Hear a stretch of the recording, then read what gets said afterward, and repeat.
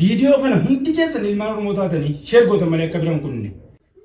Hiriyootan koo yaman jirtan galanni keessan himameen dhumu. Dhugumatti aarsaa Oromummaa kaffaltan waan takkaa hin jirre daladdan.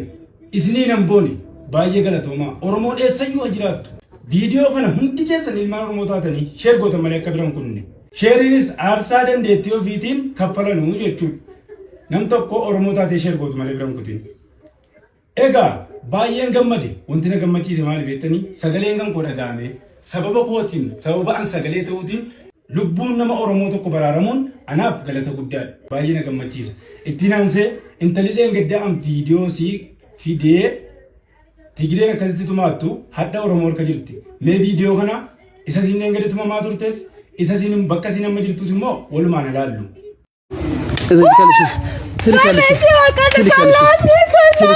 Kun isa siineen gadi tumamaa turte. Inni kun immoo bakka siin hadda jirtudha.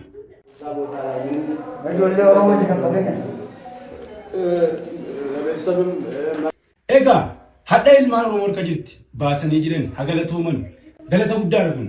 Ammoo akkisiin itti baate namni gocha kana godhe dallaala biyyarraa kaasee fidee warra Tigiree sanatti gurgurate. Namni biyyarraa kaasee jedhe ilma Oromooti. Fidee gurgurate dallaala biyya keessaati. Duraan dallaala kana barbaadaa turre baasuu hin dandeenye garuu akkinuti itti baasuu hin dandeenye intalli fira silaa intala kana takaattalu yookaan immoo intala kana hordofu hin qabdu. Yatiima obboleeyya yatiimarraa deemte. Namni waa isin namatti himuu danda'u hin jiru. Isin immoo eessa akka geesse maal akka geesse dubbataan turre. Namatti himtu waan hin qabne jennaan jechuudha.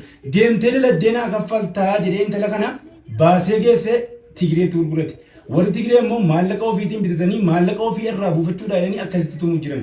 Eengeddagaa kurreen nu qaqqabee kurree dhageenya sana dabarsinee isinitti iyyine sheer godhaa ijoollee Yamanii biraan nu gaa jennee gaafa nuti iyyinu ijoolleen keenya hagalatooman ilmaan Oromoo Yaman keessa jiraatanu barbaadanii jechuudha bakka isin jirtu baasan gaafa baasanii nanu kun akkanatti binnee maallaqaan kana irraa qabnaa jennaan hintaluma keenya lubbuu siinuu agarsiisaa jedhaniiti lubbuun talaa fuudhanii obbira kaa'anii yaa taa'ee namni kun arabaa wajjin jiraata nutis arabaa wajjinii nama kana arabaa nanneentiyyi mas'uulummatii keenya yookaan waasii keenyaan arginee jirra akkam goonaa jennaan intala sana achumaa fuudhaati obbira nageessaati waan barbaadda waan isirra jiru waan silaa gaafatamtu sana na gaafadhaa jedheenaan amma baasanii kun akkuma isin viidiyoo argitan kanatti obbiraa qaban.